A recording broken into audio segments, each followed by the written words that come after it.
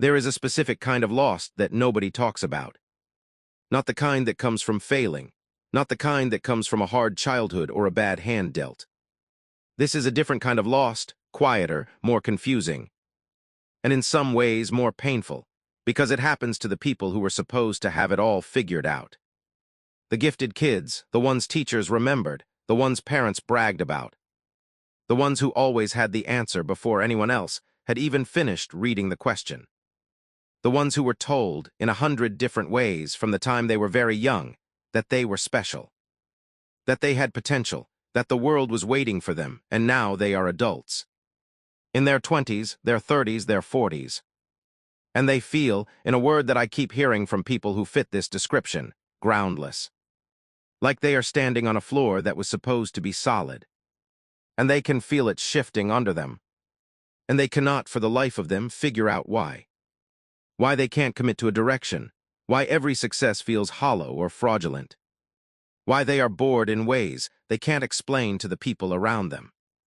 Why they look at their peers, people who seemed less capable, less talented, less everything, and wonder how those people seem so much more at peace. I want to spend the next little while with you on this, not to give you a quick fix, not to hand you a list of 3 things to do before breakfast, but to actually trace this carefully, honestly from the beginning. Because I think once you understand where this comes from, something shifts. And that shift is where everything else starts. So let's go back to the beginning. Let's go back to being a gifted kid. First, we have to be clear about what that actually means, because most people's understanding of giftedness is too narrow. And that narrow understanding is part of why gifted adults end up so confused about themselves later on. When most people hear the word gifted, they think IQ. They think the kid who aces tests. They think speed, the kid who finishes first, who reads ahead, who corrects the teacher. And yes, those things can be part of it. But the psychologists who have spent their careers studying giftedness describe something much richer and much more complicated than that. Kazimierz Dabrowski, a Polish psychiatrist and psychologist who worked through the mid-20th century, proposed something he called overexcitabilities, and this concept, I think, captures something that IQ scores completely miss. Dabrowski described gifted individuals as people who don't just process information faster or more deeply. They experience everything more intensely. He identified 5 domains where this intensity shows up: intellectual, psychomotor, sensory, imaginational, and emotional. What this means in practice is that a gifted child isn't just thinking bigger thoughts, they are feeling bigger feelings. They are more sensitive to injustice, more overwhelmed by sensory noise, more consumed by imagination, more physically restless, more emotionally raw. A gifted child in a classroom isn't just bored because the content is too easy. They are often simultaneously overstimulated by the social dynamics, understimulated by the intellectual content, emotionally hyper-aware of every subtle shift in the teacher's mood, and running 3 parallel internal narratives that have nothing to do with what's on the board. That is an exhausting way to spend 6 hours a day. And most of those children were never told that this was what was happening to them. They were just told they were smart. They were given gold stars. They were pointed to as examples, and here is where the trouble starts. Because when you are a child, and the only feedback you receive from teachers, from parents, from the entire system around you, is praise for being naturally capable, you begin to build your identity around that. Not intentionally, not consciously, you are a child. You are just absorbing the world as it comes to you. But what you absorb, over years and years of being the smart one, the gifted one, the one who gets it, is a belief, deep and quiet and largely invisible, that your value as a person is tied to your ability to perform, to be impressive, to be right, to know things quickly and effortlessly. This is the wound, and it is a wound inflicted entirely with love and good intentions, which makes it almost impossible to see clearly. Carol Dweck, the Stanford psychologist whose work on mindset has shaped how we think about learning and achievement, ran a series of studies that get at this directly. In her research, She found that children who were praised for being smart, rather than being praised for their effort or their process, became measurably more reluctant to take on challenges. They avoided difficult tasks. They were less resilient when they failed. They were more likely to lie about their performance to protect the image. Because if your identity is "I am smart," then the greatest threat to you is not failure, it is looking stupid. It is the moment where the effortless ease disappears, and you are left visibly struggling. Which in the logic of the identity you've been handed means you are no longer what everyone said you were. So you protect it, quietly. You gravitate toward things you're already good at. You underperform in areas where you're not immediately excellent. So no one can say you tried and failed, only that you didn't really try. You develop a kind of strategic underinvestment in anything where the outcome is uncertain. You get very good at the areas where success comes naturally. And you avoid, sometimes for decades, the areas where it doesn't.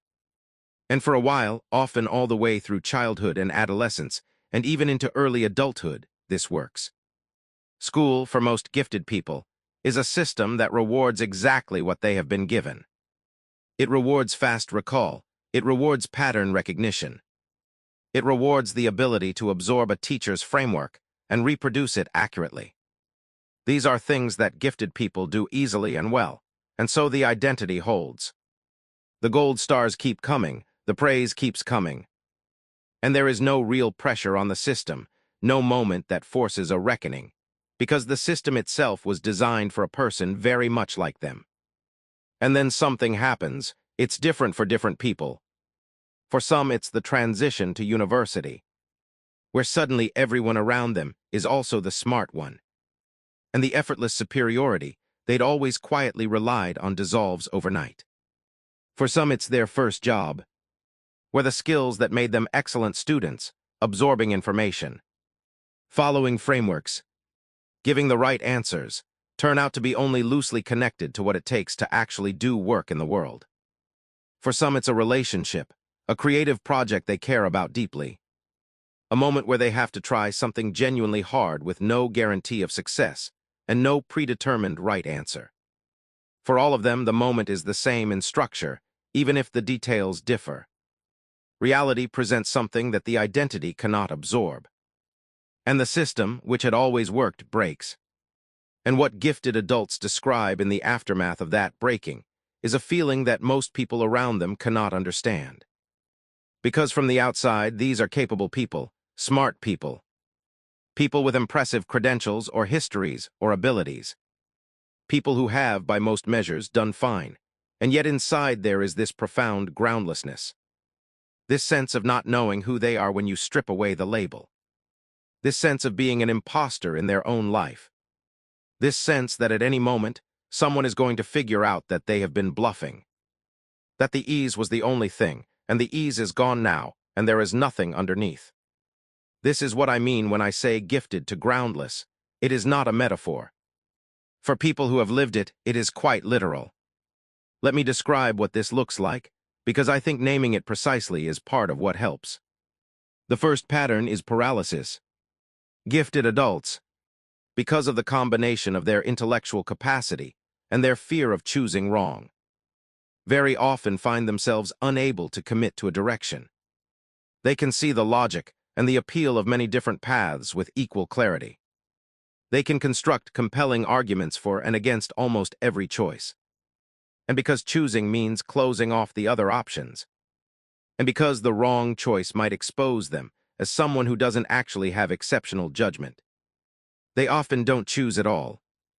They research instead, they plan instead, they talk about what they're going to do instead. Years pass. The paralysis presents itself as carefulness, as thoroughness, as not being ready yet. But underneath, it is the terror that real commitment would require real risk. And real risk would require a self that isn't built on performance. The second pattern is imposter syndrome that compounds rather than dissolves. There is a common belief that imposter syndrome is something you grow out of. That with enough success, with enough evidence, the feeling of fraudulence fades. For many gifted adults, the opposite is true. The higher they go, the more sophisticated the imposter narrative becomes. Early in life it was, I don't deserve this good grade. Later it becomes, I don't deserve this position, this recognition, this life. And the reason it doesn't dissolve with success is because the root of it was never really about competence. It was about the fact that everything had always been easy, and easy things don't produce genuine confidence. Genuine confidence, the kind that holds up under pressure, comes from having done something hard, from having struggled and stayed and come out the other side. And that is precisely the experience that gifted children, by being continuously rewarded for easiness, were systematically deprived of. The third pattern is the one I find most heartbreaking and the most overlooked. It is a chronic boredom that looks and feels exactly like depression. Gifted adults, because of Dabrowski's overexcitabilities, have a nervous system that requires a certain level of stimulation and meaning and engagement to function well. When that threshold is not met, when they are in careers that are too small for them, or lives that are too routine, or relationships that don't stretch them, they experience something that presents clinically as depression. Flat affect, low motivation, inability to feel pleasure in things they used to enjoy, a pervasive sense of meaninglessness, and they go to doctors, they try medication. They read the books and do the therapy and tick all the boxes. And sometimes it helps a little, but often not quite enough. Because the problem is not a chemical one. The problem is a mismatch between the size of the life they are living and the size of the nervous system they are living it in. And no antidepressant closes that gap, only a different life does now. I want to say something important here, and I want to say it carefully. None of what I've described makes you broken. None of it means you made wrong choices, or that you are beyond reaching something that feels like solid ground. What I've described is the logical, almost inevitable outcome of a very specific set of conditions that you did not choose and did not create. You were a child. You were handed a way of understanding yourself that felt like a gift, because everyone around you meant it as a gift. And it shaped you in ways that are real and have consequences, but are not permanent. This is where I want to talk about what actually helps. And I want to be honest with you, this part is less clean than the diagnosis part. There is no symmetrical three-step solution. What there is a direction. A set of moves that the research and the stories of people who have navigated this tend to point toward. And they all require the same basic thing, which is time and patience and a willingness to be uncomfortable in a way that used to feel like the worst possible thing. The first move is learning to separate who you are from what you produce. This is the central work, everything else rests on it. The gifted adult has spent decades, sometimes an entire lifetime, with an identity that is almost entirely built on output. On being impressive, on performing at a level that justifies the early hype. Dismantling that is not a weekend project. It is years of noticing, again and again. The moment where the inner voice says your value depends on this, and choosing, slowly and imperfectly, not to believe it. This is work that is often best done with a therapist who understands this specific dynamic.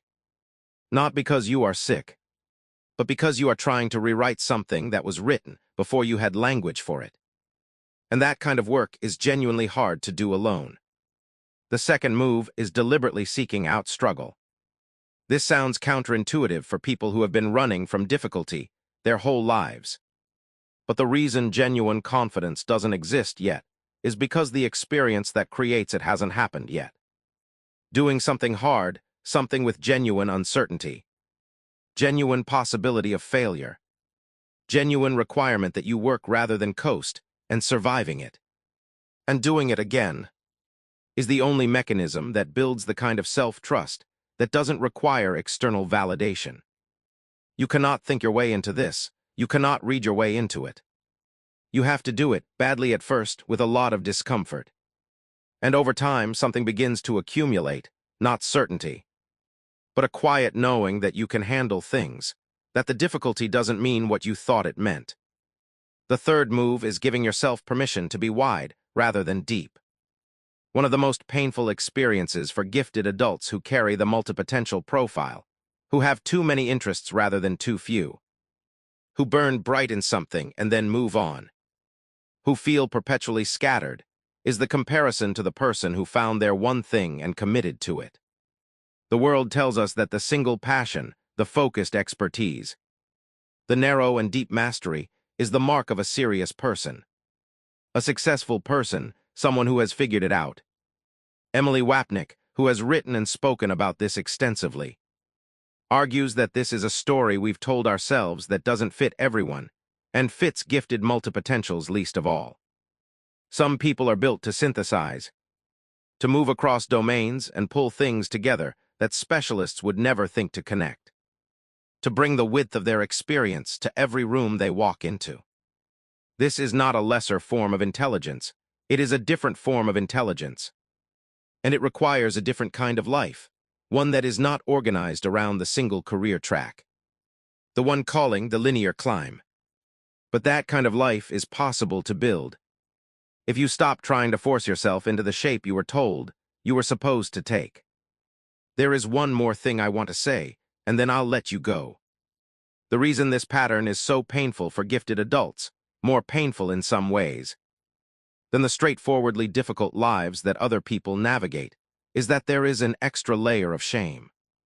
Because they were supposed to be the ones who figured it out. They were told they had more potential than anyone. And the distance between that early promise and the current confusion is not just painful, it feels like evidence. Evidence that the label was wrong, evidence that they fooled everyone. Evidence that they are, in fact, the imposter they always feared they were. And what I want you to hear, what I believe, based on everything I've read and studied and come to understand about this, is that the opposite is true. The confusion is not evidence of failure. The confusion is evidence of depth. It takes a certain kind of mind to feel the groundlessness this acutely, to be unable to settle for a life that doesn't fit, to be too honest with yourself, to pretend that the performance is the same as the substance. That restlessness, that refusal to be satisfied with a life that is merely functional, that is not a flaw. That is the same intensity that made you who you were when you were 7 years old. Sitting in a classroom, seeing things no one else was seeing.